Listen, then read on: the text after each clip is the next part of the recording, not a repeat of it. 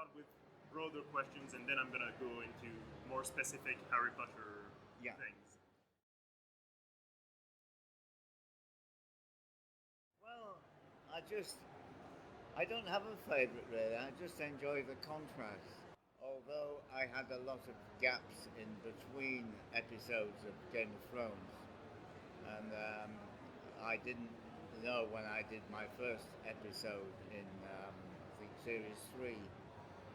I hadn't read the books. I didn't know anything about it, so I didn't know what was coming up. I.e., the Red Wedding. I had no idea.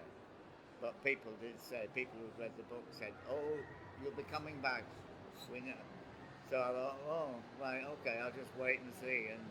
And then this script turned up for this notorious scene, and it just made a whole different ball game. So, but I have to say, playing William Hartnell in Adventure in Space and Time was so rewarding because we did that whole thing in about 3 weeks, and so you felt much more involved. Whereas with the others, with Potter and Thrones, I had gaps of months, and in Game of Thrones, years sometimes in between. So you don't feel as much a part of something as when you're working solidly on something for a short like Doctor period. Who. Yeah.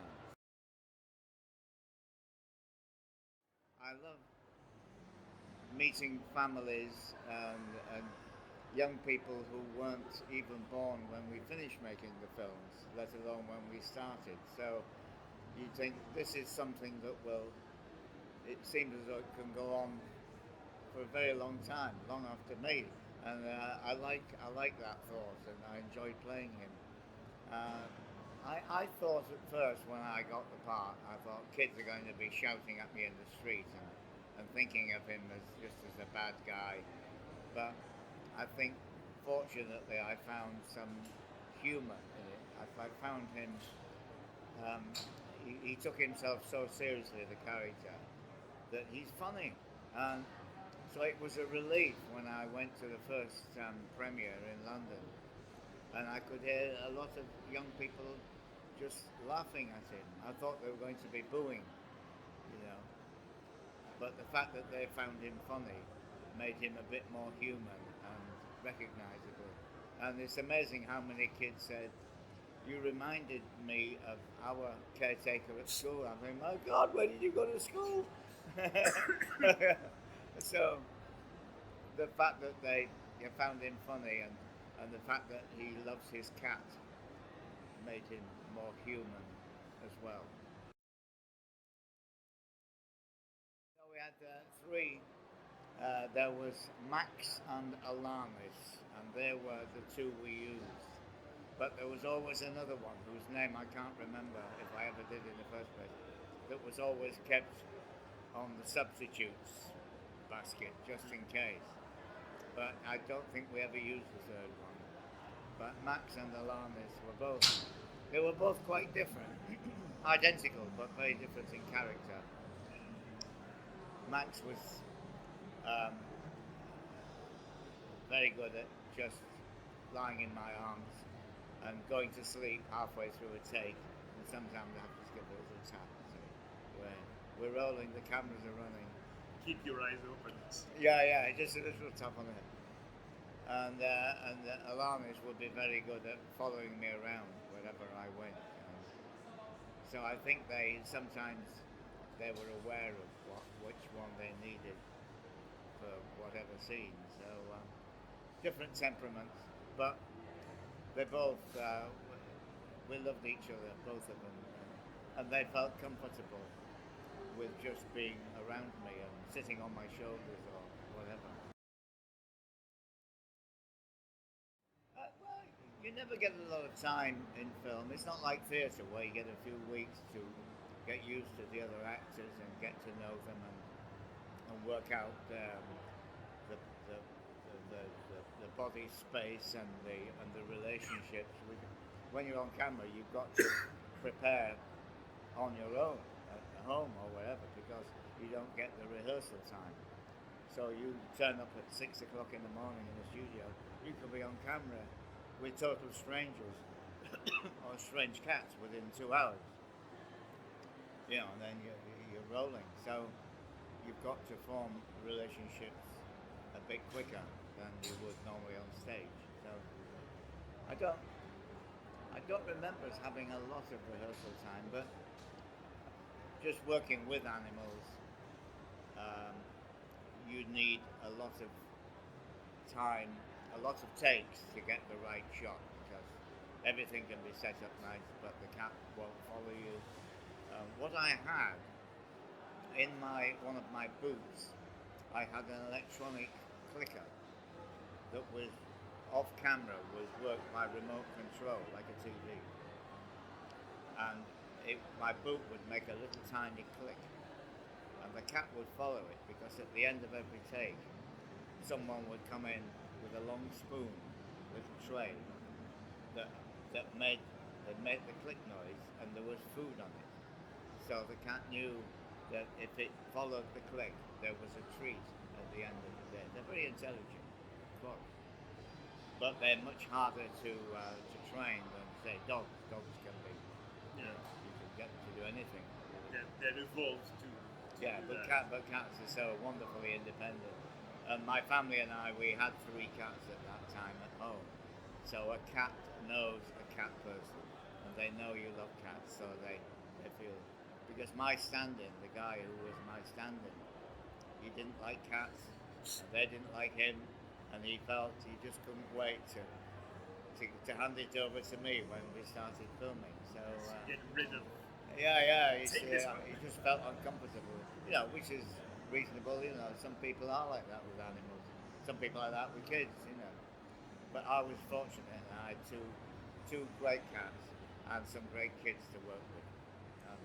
But of course, when you've got to allow more time for them to get the right take with both, because they're not trained.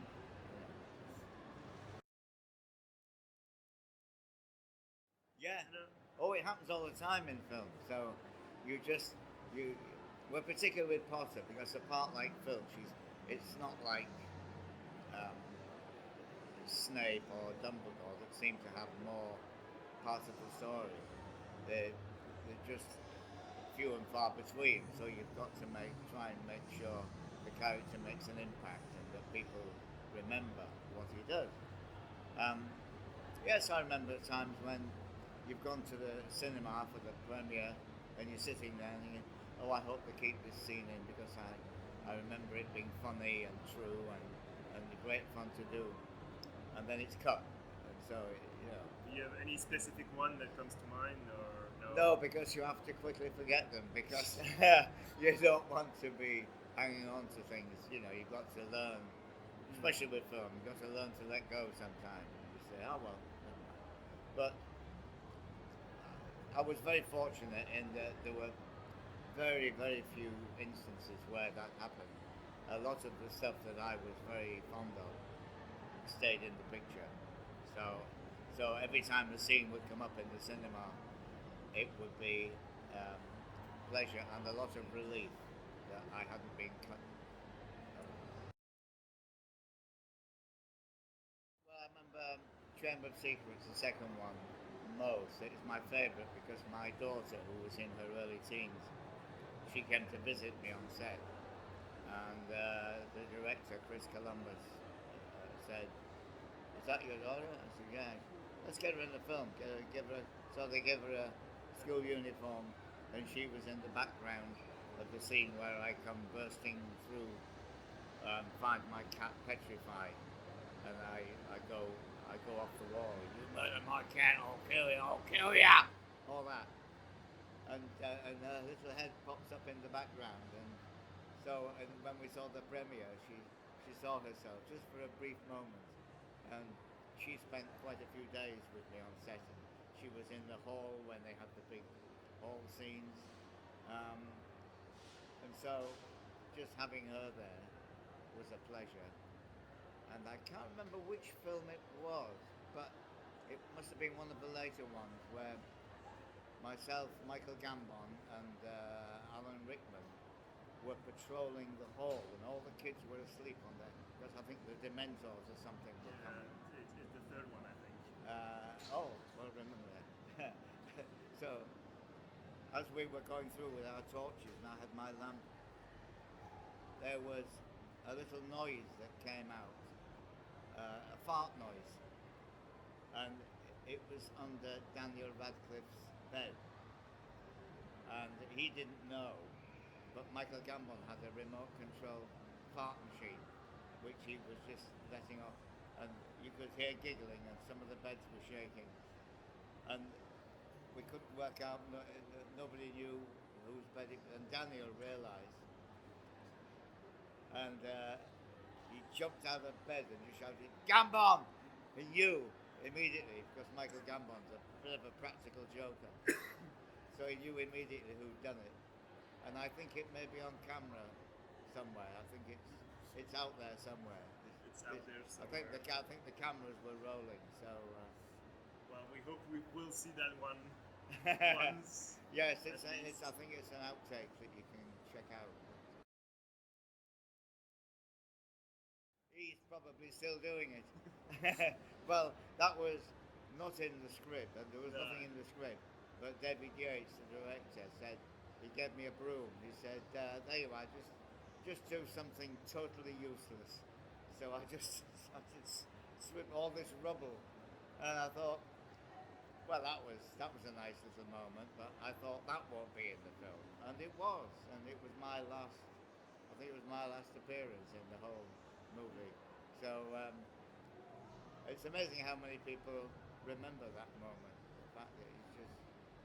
It comes back to the humor that we were talking earlier. Yeah. Keeps with people. Yeah, and it got a laugh in the cinema, remember? Well, thank you very much. I think